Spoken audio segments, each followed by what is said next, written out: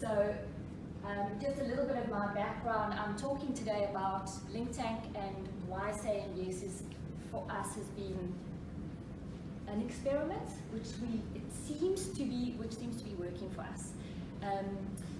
And it was very interesting to me. I mean, I come from a financial services background. I've got some ex-colleagues in the room with me today, all from Old to Wealth.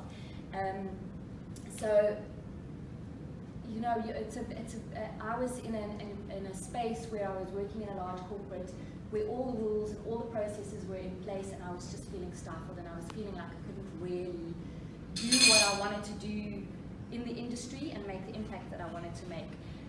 I implemented a software solution inside Old Mutual Wealth in 2015, and I couldn't find anyone to help me translate what the software provider was telling me into how it was going to make, into the difference it would make for the users at the end of the day, because software providers don't do that. Technology doesn't do that.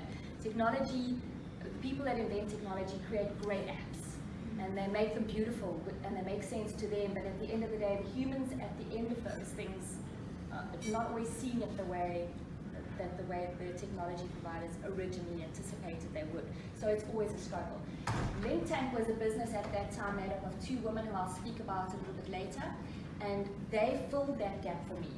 So after she's actually investing their money, so they're investing it in robo-advice and peer-to-peer lending. So there's a lot of these buzzwords, and I'm not sure if anybody's come across them before, but what traditional financial services is currently struggling with is a disintermediation aspect. So it's no longer necessary for an end customer to go through a financial institution to be able to transact.